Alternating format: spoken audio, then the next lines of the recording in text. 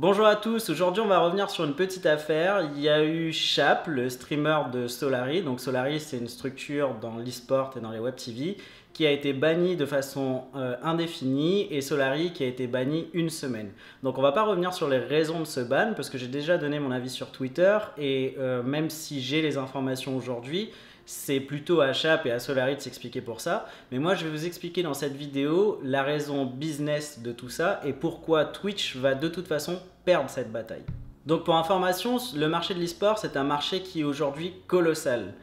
Ça pèse en plusieurs centaines de millions de dollars et je pense qu'on va arriver au milliard assez rapidement. Et dans le marché de l'e-sport francophone, ou des web TV en tout cas, Solary c'est un des mastodontes du marché. Certes, à l'échelle mondiale, c'est très petit. Mais à l'échelle francophone, c'est très très gros. C'est la seule chaîne avec Gotaga qui arrive à se hisser dans les top chaînes mondiales sur la plateforme Twitch, qui appartient, je vous le rappelle, à Amazon. Donc il faut savoir que toutes les grosses chaînes que vous connaissez, comme Zerator, Le Stream ou d'autres, à part Gotaga et éventuellement Squeezie, il n'y a aucune chaîne qui arrive à concurrencer Solary.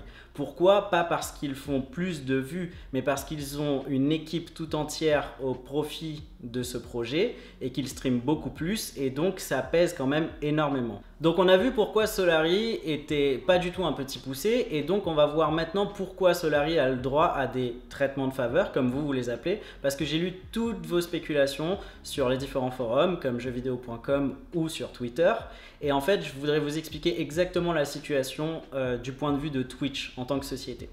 Ce qui se passe, c'est que Twitch, c'est une société qui appartient elle-même à Amazon. Donc si vous voulez, c'est établi comme ça. Amazon détient Twitch, qui détient à l'intérieur de Twitch des account managers par pays. On appelle ça des account managers. L'account manager de Twitch France, moi je ne le connais pas, mais il doit potentiellement être commissionné sur l'évolution du chiffre que son marché génère, donc la France.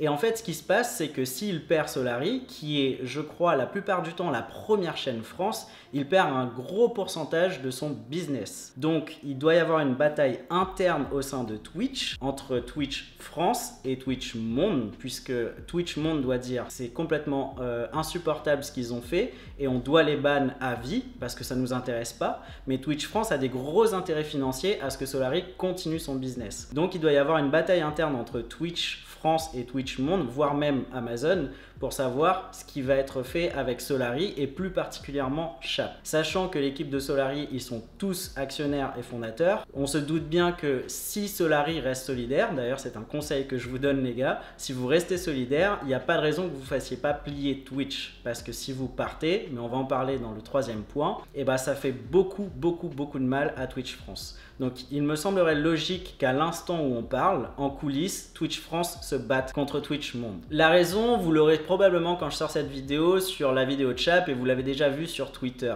Et moi je voulais pas spécialement commenter la raison, mais en tout cas je vais vous donner un tout petit avis. Quand il y a une faille sur un service et qu'on exploite cette faille, le service est aussi responsable que nous. Je m'explique. Si jamais il y a une faille sur WordPress, moi je travaille dans le web et il y a beaucoup de failles sur WordPress ou sur Google ou sur n'importe quoi. La plupart du temps, on le signale à WordPress ou à Google. Mais quand ils mettent trop de temps à le patcher, il y a de toute façon des gens qui l'exploitent. Comment faire quand on sait que d'autres gens exploitent cette faille et que ce n'est pas patché? Le mieux, désolé de le dire, mais c'est de rendre la faille publique, et à ce moment-là, tout bouge.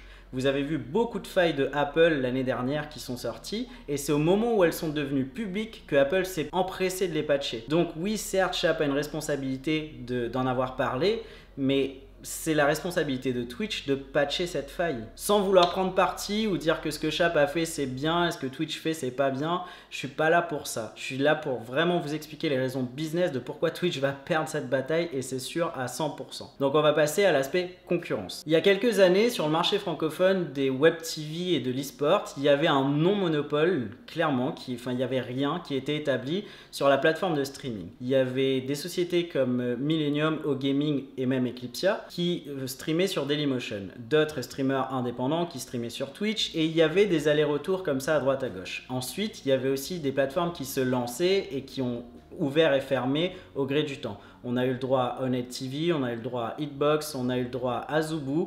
Bref, le marché n'était pas complètement établi. Au rachat d'Amazon, enfin de Twitch par Amazon, il y a eu un monopole qui s'est clairement consolidé. Et entre-temps, il y a eu YouTube Game qui est sorti, YouTube Gaming qui est sorti. Sauf que Twitch avait bien loqué son marché. Et ce qui se passe, c'est que la plupart des gens sont restés sur Twitch non pas par volonté ou par intérêt, mais par habitude, parce qu'il n'y avait pas encore de potentialité ailleurs. Je pense qu'aujourd'hui, la donne a changé. Twitch est victime de son propre succès. Ils ont réuni toute la communauté sur leur plateforme.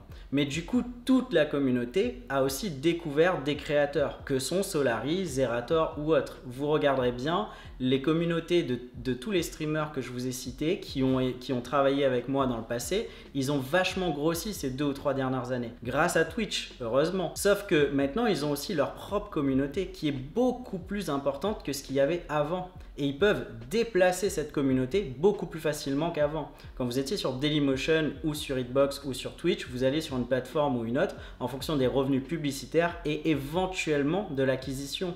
Mais l'acquisition était un point secondaire. Ensuite, quand il y a eu tout le move vers Twitch, tout le monde a bougé vers Twitch, non pas pour les revenus, mais pour l'acquisition.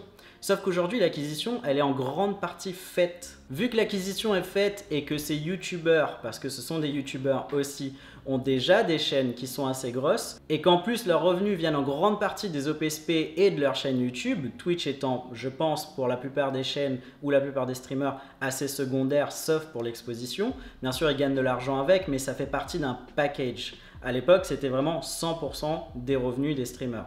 Les streamers étaient uniquement streamers. Maintenant, les streamers sont de plus en plus youtubeurs, streamers, et ils réalisent des OPSP pour des marques parce que les OPSP se sont développés sur le marché. En plus, le système de dons s'est vachement démocratisé et beaucoup de streamers profitent à fond de ce système de dons. Les streamers ont donc aujourd'hui 4 axes de développement quand à l'époque, ils en avaient que 1 ou 2. Il serait donc aujourd'hui pour Twitch France et pour Twitch Monde vachement dommageable de perdre des structures comme Solary parce que Solary pourrait aller par exemple sur YouTube, donc YouTube Gaming, et il ne perdrait qu'une partie de ces 4 aspects.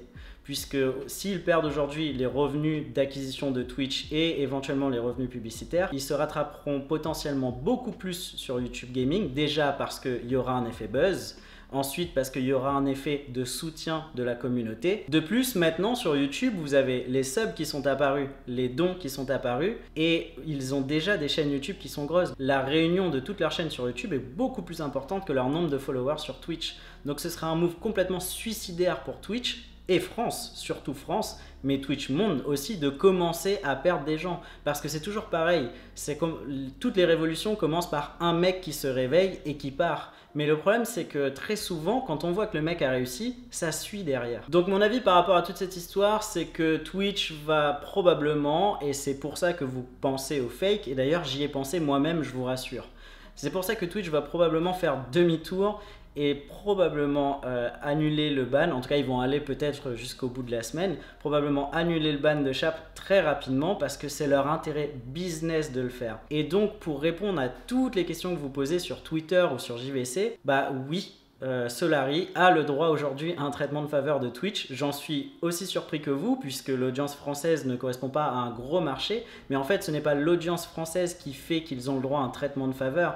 C'est le potentiel de nuisance qu'ils ont s'ils commencent à perdre des acteurs comme Solary. Comme je vous l'ai dit dans cette vidéo, je n'ai pas parlé de la raison du ban. Et Chap est en train en ce moment même de sortir une vidéo. Donc je vous mets dans la description la vidéo de Chap. Je vous conseille d'aller la regarder pour avoir les raisons exactes de ce ban. Mais en tout cas, moi je voulais parler uniquement de l'aspect business de la chose. Évidemment, je trouve que c'est un coup extrêmement dur pour Solary, sachant que cette faille existait déjà et qu'elle était déjà en train de tourner si c'est le raison du ban. Je ne peux pas l'assurer à 100% au moment où moi je vais poster cette vidéo. Mais quand vous verrez la vidéo de Chap, vous aurez la vraie raison du ban. Mais si c'est bien celle-ci, je trouve ça terriblement maladroit de la part de Twitch de punir un acteur alors que finalement, ils n'ont été que l'élément déclencheur pour le patcher au plus vite. Donc certes, je ne cautionne pas ce qu'a fait Chap s'il l'a fait.